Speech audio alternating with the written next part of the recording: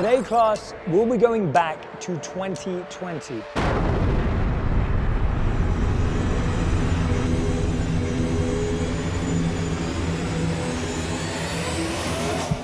History class has begun. What happened in 2020? I'm glad you asked. Why was everyone wearing masks? Let's go back to the start. The world was hit by a deadly pandemic, difficult to understand by any academic. It made you cough, lose your smell and taste, gave trouble breathing, bluish lips or face. People felt heaviness or pain in the chest. Human resilience and response was put to the test. First there was anxiety and then there was confusion. We couldn't hug, handshake or fist bump until a solution.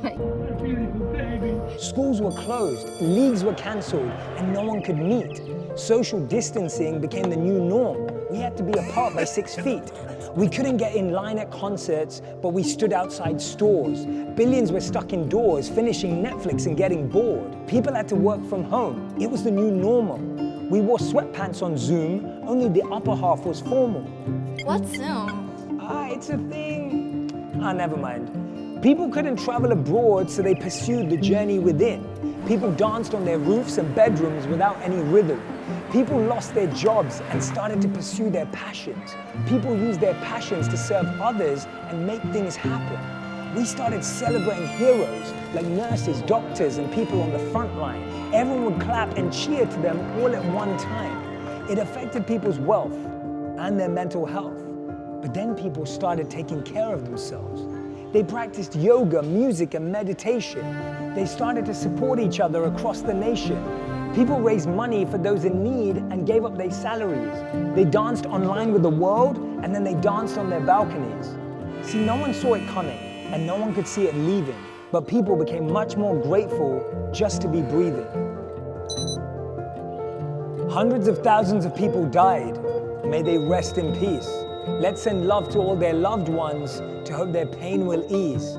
We deeply understood that our choices affect others. Strangers, lovers, sisters, brothers, fathers and mothers. Rich and poor, the virus did infiltrate. Old and young, the virus didn't discriminate. Mom, good job, but I don't feel so good. It showed us we weren't in control and had to be more prepared. We needed to care more for each other and the planet. We had to be aware. It was a warning like no other. Being apart brought us closer together. We finally found ways to use technology for the better. We became more mindful and we started to judge less. We developed kindness and tools for less stress. We led with more love, compassion and empathy. We gave up FOMO, comparison and jealousy. There was an uprising for powerful reason. People became activists for more than a season.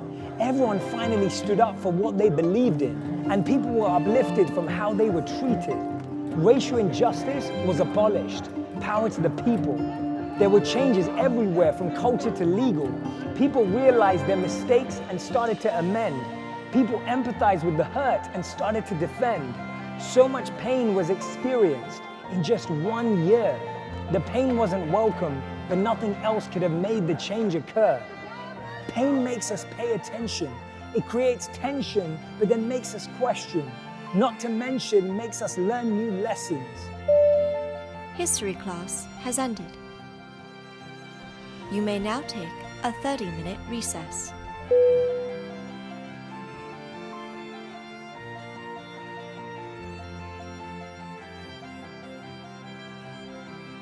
The choices we make now will affect future generations, just like their choices in the past affected our situation.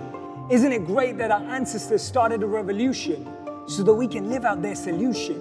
2020 was the year the world became one nation, so that today we can speak about it in celebration.